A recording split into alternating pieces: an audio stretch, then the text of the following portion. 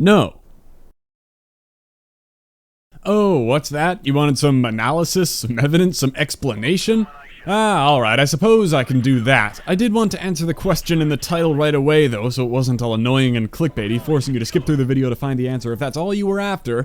But if you want more, I have done a ton of research that nobody else wanted to do in order to understand the rate at which depot credits are really earned. No more of that guessing bullshit of, oh, it's mostly based on time played, but also kinda depends on score, but I don't really know. No longer. I have numbers and I have a lot of them. Oh, and at the end of the video, we're gonna go full roast mode on some bullshit clickbait. It's gonna be great. Well, I'm sure by taking one look at this spreadsheet, many people have already left, but that's okay. The people still watching are the cool people who like looking at data. Alright, that question is in the title because it's something I've seen fairly commonly in comments and in general on the internet. Some people seem to be wondering if the depot credit earn rate declined with the weapon update, and I don't know where that came from. I didn't think it did. Maybe like a lot of things, somebody says something and people latch on, and I can see how that would be a believable idea, that they would silently tweak the earn rate over time to make you earn them a bit slower, maybe increase the likelihood that you'd waste some money on COD points. What? Activision? Greedy? I don't know if I could believe that.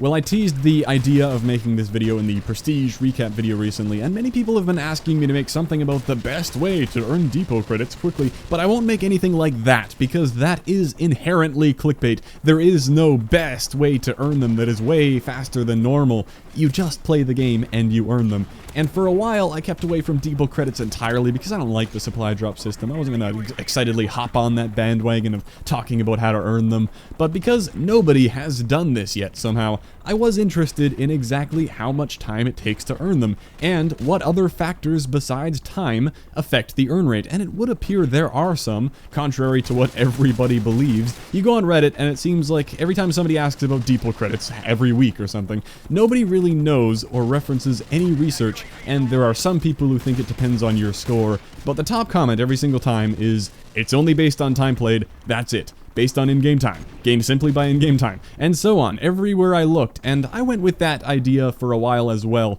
But I'm afraid it isn't that simple. It is a good rule of thumb. It's not like it's completely backwards thinking. More time in-game equals more depot credits. That's true. I can't argue with that. And to be honest, that's all you really need to know in practicality. But if you want to know more, let's take a look at all the data I gathered and the calculations I did. This first big part up here is all the averaging I did for my prestiges over time. And this is what I can use to say I really don't think they made the earn rate any slower after the weapon update. Halfway through my Prestige 3 is when the depot update first arrived, when they added it into the game, and I ended Prestige 3 with some leftover credits, but I didn't count that Prestige at all. I started counting after 4, so everything you see here, and it was fairly easy to count them up because I never spent any until Prestige 10, where I spent 1,670, and I kept track of all that, no worries. The credits earned here should be correct. I won't show all the counting to save time, and I know people don't care. You can either trust that I did this counting correctly, or you can watch the Prestige recap video and double check, because all my stats are in there.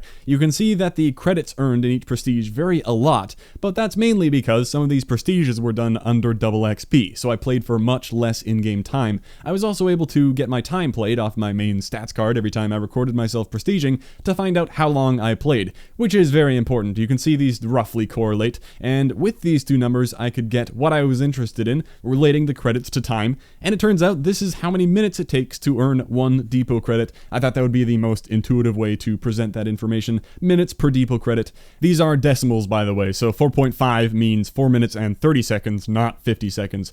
Anyway, you're looking at around 4.21 minutes for one credit. I know, close to the 4.20, how great that would have been. And to be clear, I got this number by looking at the entire span of time and all the credits I earned, basically adding up all these entries. I didn't get it by averaging all the results. For the question we originally started with, the one in the title, you can see that there's no big change here when the weapon update hit. That happened at the very beginning of Prestige 10 when I was level 2, so these 3 entire Prestiges were after the weapon update, and they aren't any different. They're even below the average, but not significantly so.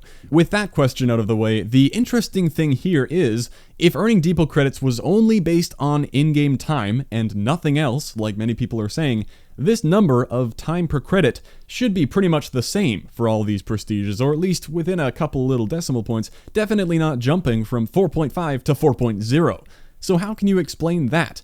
Either there is something else other than time affecting the earn rate, or the earn rate is always changing randomly. So I did look into that more. The first thing I thought might be affecting the earn rate was whether or not you win the game, because I believe that's how it worked in Black Ops 3. You earned crypto keys for time in game, but if you won the game, that would act as a small multiplier to how many you earned in that game, or that's roughly how it worked out. And it made sense to encourage people to want to win the game. That should encourage objective play and teamwork. Well, I took a look at that in this game. Again, I used my stats to see my win-loss over time, and at first it looked like there could have been a correlation because my highest win-loss ratio corresponded to my fastest credit earn rate. Remember, lower numbers here is a good thing. But then looking past that one fluke, how do you explain these both being around 4.16 when the win-loss was drastically different? And how do you explain the win-loss for this terrible 4.52 prestige being 1.25, which is the same win-loss as the prestige that was 4.16? So clearly there had to be something else. And to see if I could spot a pattern, I did a different type of test, just playing individual games and seeing how fast I earned the credits.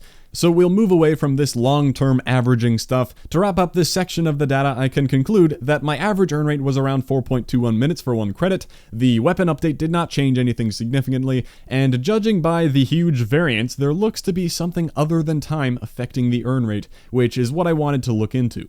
So what did I do down here? I think the best way to explain what the hell is going on here is to go through them one by one. Apologies if that gets boring, I realize this video won't be for everyone. First, I played some games of TDM and I tracked my score, my XP, the length of the match, the credits earned, and whether my team won or lost.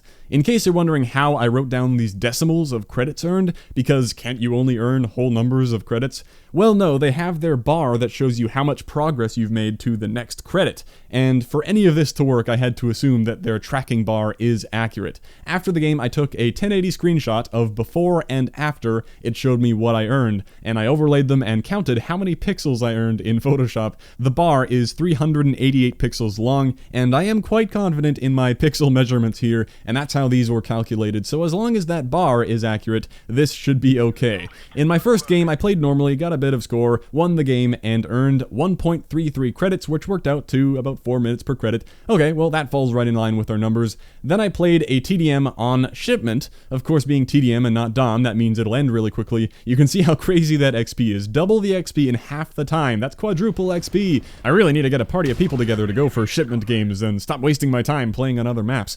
Well, that was a short game, only earned 0.76 of a credit, but strangely, that one clocked in at 3.6, far below our other numbers so far, and we lost that game, really throwing out the win-loss theory. What could have made that so good? Are short games beneficial? Does XP or score per minute really count for something after all? I really don't think so, but next I did a test of pure AFK, no score earned, and as expected, if you do not earn any score in the game, you don't get anything, no XP, no credits, no match bonus, you get nothing, you're not supposed to AFK. However, that is the only way that score appears to affect you, because the next game, I tested only getting 1 kill for 100 score, and then I hid the rest of the time, and you can see that the earn rate for keys bounced right back and looked very similar to the first game, where I earned a decent amount of score. So you just need to get a little bit of score, any amount to get on the board, and after that, score doesn't matter. Then I played another Shipment game, nearly the exact same length as the first one, although much more XP, and again, the rate was really low, except this time we won the game. That's kind of the final nail in the coffin of the win-loss theory. It looks like that has no effect. But what is going on with Shipment then? Why is it so good? Now I had a random theory. What if the timer counting up your credits doesn't start until you earn your first bit of score? So in this game I hid AFK with 0 score for the whole time until near the end when I got 1 kill, but it turns out it counted the whole game. My earn rate was right on par, and in fact it was even better than the first game when I played normally, so throw that theory away. It doesn't matter when you earn the score, so long as you do one time in the game. Then another Shipment game, this time less score and a shorter game, and it was the fastest earn rate so far out of any game I've played. Interesting. Now I played some Dom to compare it with a different game mode. In this game I didn't get any kills, I just captured 2 flags in the first half and then AFK'd for the entire rest of the game. I wanted to test if I needed to earn score in both halves or in just one. It looks like only one was fine because I got 2.6 credits and a rate which is somewhat in line with the other ones, but not as good as TDM. I will note that I included the time taken up by halftime in the middle of the Dom game, and that takes a solid 28 seconds for the halftime and the kill cam and the switching sides and the domination and the 5-second countdown and the capture the objectives. If you subtract that 28 seconds, you actually see something much more like Team Deathmatch, but you can't skip that part in the middle of domination, so it's fair to include it, I think.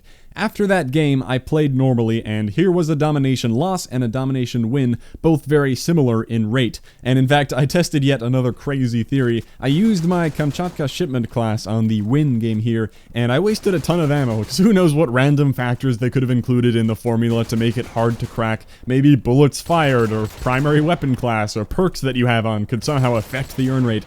I didn't think so, because I'm not an idiot and Occam's razor is a thing, but you never know until you try. I mean, shotguns make helicopters less likely to shoot you, maybe they make you earn more TPL credits. I just thought maybe I was attributing the fast earn rate to Shipment instead of the class I was using every time I played Shipment, but alas, I got a normal rate for that game too. Then I played a Shipment Domination. And here is where you can tell score does not matter. I got 20,000, more than every other game combined, and 37,000 XP. That would be 75,000 if it was double XP. And what was the depot credit earn rate?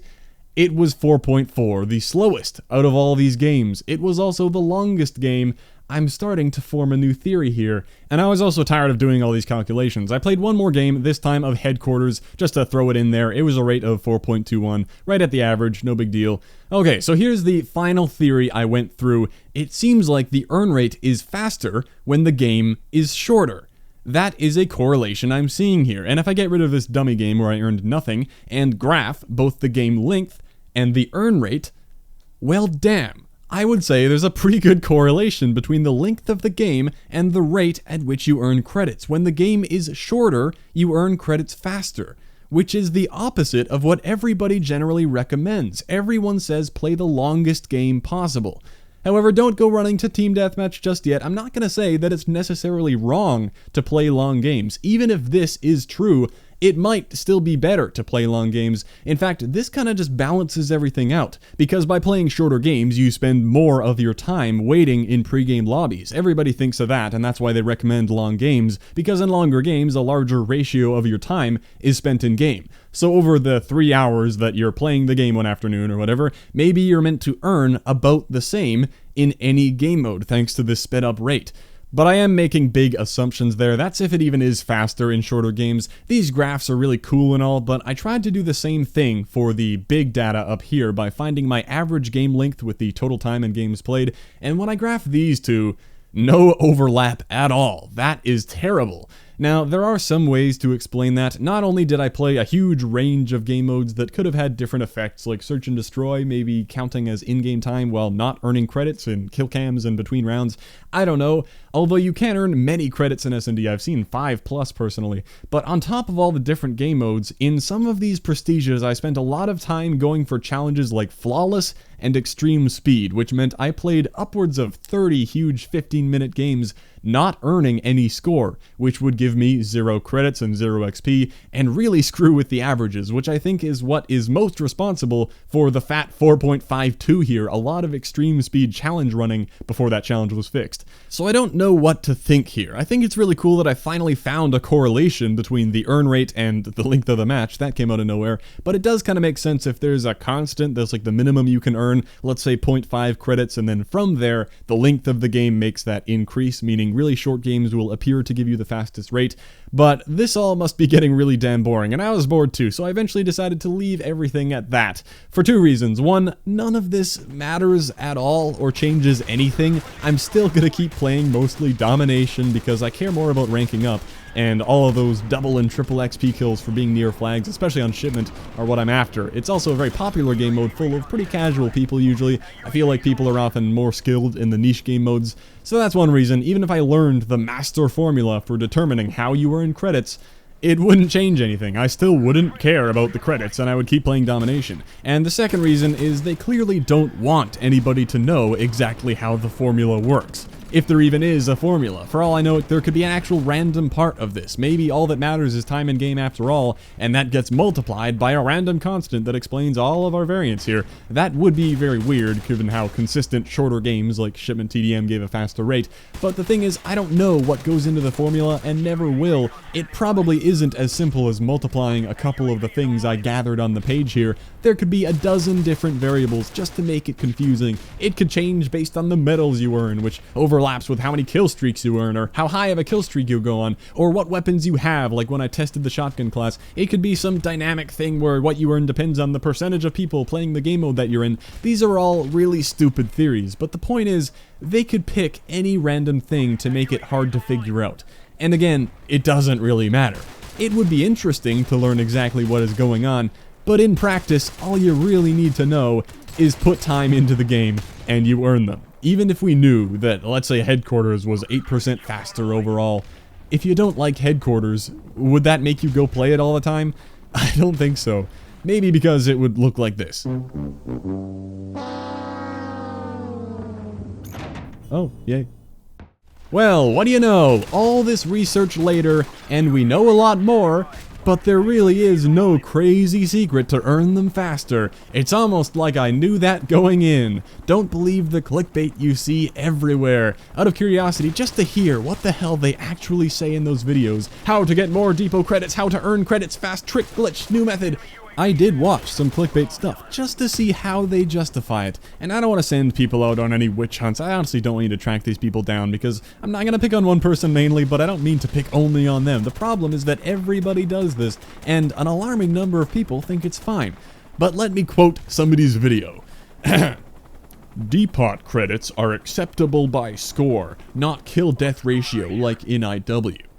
First of all, depot. Jesus, or depot if you want. I hope you've never asked for directions to Home Depot. Second, I assume you meant depends on score, not acceptable by score, because that's English. God knows I fuck up my words all the time, but you know what I do? I re-record that shit because I care, and because I'm not rushing out a video on the same day that the depot update was released for views on my fake information. And guess what? It doesn't depend on score. Nice research, buddy. Nice job just playing one game where you get one kill and see that it isn't true because you earn the same amount of credits with 100 score as you do for 10,000. And I know nothing about IW, but I watched his video on that too, and something tells me this isn't how it works, because all he did was list arbitrary things like, if you get 40 kills and 20 deaths, you will earn 5 to 4 keys. If you get 40 kills and 10 deaths, you still get 5 to 4 keys. If you earn 30 kills and 20 deaths, you'll get 4 to 3 keys. If you get 30 kills and 10 deaths, same thing. That's all he did the whole time, and his conclusion was that it depends on your kill-death ratio? Dude, you supposedly proved that it doesn't depend on kill-death ratio, because when you die less, you earn the same amount. He ends the video with that, in my opinion, is the fastest way to earn keys. Dude, you didn't give a fast way to earn them, you just made something up about getting more kills, giving you more keys, and also included irrelevant deaths for some reason. That isn't a method, and it isn't even logically sound. Back to the MWR video, I could have a lot of fun picking apart this shit word by word, because every sentence sounded like he was surely parodying himself, it was so ridiculous, but I cut a lot of that out. My goal isn't to be a bigger asshole than I already am and pick on this one dude, because it's really everyone who does this garbage. There's no accountability when you're making a random YouTube video like this. It's all about the clicks, and people like these videos. I can't understand why. Is that reflective of how many people believe what these people are saying? To skip through the rest of this poor dude's video and then I'll leave him alone, all he does is put a range of score on the screen, which means nothing of course, score doesn't matter, and then he says you should play insert game mode here to get this much score and this many credits. So obviously none of these ranges come from actual testing, it was just made up, yet he feels comfortable saying things like, to get this range of score, you should play Demolition, S&D, and I think Capture the Flag, but I haven't really played Capture the Flag. Oh, maybe that's because Demolition and Capture the Flag aren't in the game, you boob. To even play this game? Why do you think those game modes correlate to that score? Where did that thought even come from? Thin air, I bet, because it isn't from a fact. If you did one test, you would see that score doesn't correlate to credits at all. Then he gets to the 10,000 score range, and it just gets worse with some weird improv mental math that isn't even correct. There's a reason I made that spreadsheet ahead of time, and this video wasn't a live coverage of me making that spreadsheet for 8 hours. Well, whatever. The video ends with 2 more minutes of him talking about ways to earn score quickly, as if that has any bearing on depot credits. But I'm done picking that apart. I really don't mean to pile on him specifically. I know if I got to know him, I'm sure he's not a bad guy. I just wish everyone used critical thinking when watching videos like that, and in every aspect of life. And by the way, of course it can be fun to make fun of things, and I live by a golden rule. I welcome mocking in return. I am a very mockable person too, so go for it. I don't mind. But what this is really about is clickbait in general. It feels worse than ever. You can make some internet content without knowing anything, as you always could. but apparently saying random things that don't relate to the title at all is more acceptable now. People are like complacent with it. Like, okay, this is the way it is now. I guess that's it. One more thing I found funny while researching this video. Here's an article. Much easier to mock an article than a video. How to get depot credits faster in MWR. Ooh, this should be good. In this guide, you'll find the best ways I found to earn credits and parts faster. First off, you must understand how depot credits and parts work. Oh, good. I want that. Depot credits are tied to the amount of time you spend in the match as well as your performance in that match. Well, not really. Your performance doesn't matter. You just need to capture your home flag or something like that, and you're good. Number 1, play sabotage. Ah, why? To earn 4 credits and maybe even more, every match of sabotage, you're gonna have to try to let the timer go out on its own, meaning you'll have to hold back your team and the enemy team from planting the bomb for about 19 minutes and then plant the bomb and win the match. Oh yeah, that's real easy, you bozo. Yeah, that's what I do every sabotage game. It's not like a teammate can plant the bomb at 4 minutes and there's nothing you can do about it. Number 2, ground war. Oh really now? Ground war is also another option. Also another? It is a large-scale battle game type that can be very chaotic. It's very fast-paced. You just said that at the end of the last sentence, and apparently very is the only adverb in existence. And great for getting depot credits due to the match timers always lasting a pretty long time. Depending on how long the match will last, you just repeated the end of the last sentence again, you'll most likely be getting 3 to 4 credits per match. Jesus, I can tell you're really trying to meet a word count here. Domination is a lot better than team deathmatch in ground war for earning credits. Alright, well, quality writing, dude. I'm glad you passed grade 5 English, but maybe consider opening a thesaurus. I can tell you read this out loud, good proofreading. But more importantly than being a grammar asshole, that is just patently false. Domination lasts the same length with 12 people, or 18 people, or 5,000 people. The flags tick up at the same rate, idiot. Good one. Good tip. Thanks. Oh, search and destroy. I was able to earn 4 credits even though I lost. The main thing is to try to get the game to go to overtime and balance out with both teams scoring 3 wins. This will allow the game to last well over the average time and give you a good amount of depot credits. Not only is that impossible to do, again, you can't just decide you want every game to go 4-3, moron, but let's pretend you could. Why does it matter how many you earn in one game? The in-game lobby is not that bad. If you play a shorter game, just back out of the lobby and find another game, and boom, most of the time you're right back into a game. You don't have to wait the full minute. Yeah, you can earn many credits in one 15-minute S&D, or you could play 3 team deathmatches that are 5 minutes each. Whatever, same thing, just a little bit of lobby time. And here's the real kicker, number 4. All other game types. They were too lazy to even get to number 5, I guess. All other game types. Whether you like TDM, KC, Dom, or any of the other game modes, depot credits will come along as you play. Oh, finally, the only thing anybody actually needs to know at the end of this article, they basically admit there was no point to the entire article because any game mode is just fine. The article could have been called, I briefly describe 3 random Modern Warfare Remastered game modes, making a mistake about Ground War, then admit you wasted your time reading this. Thanks for the guide, man, you and everybody else on the internet. Alright, time to wrap up this stupid video. I've had fun ranting about clickbait. It isn't about depot credit lies, of course. This is just a microcosm of the clickbait apocalypse consuming the internet. It seems like people that are growing up with clickbait have just accepted it as natural, and are okay with clicking on lies, and never actually getting what they thought they were getting. It's depressing. But what are you going to do about it? Anyway, maybe clickbait ranting added a bit of comic relief, because otherwise this video would have just been staring at a spreadsheet the whole time. Thanks for watching. I'll catch you next time.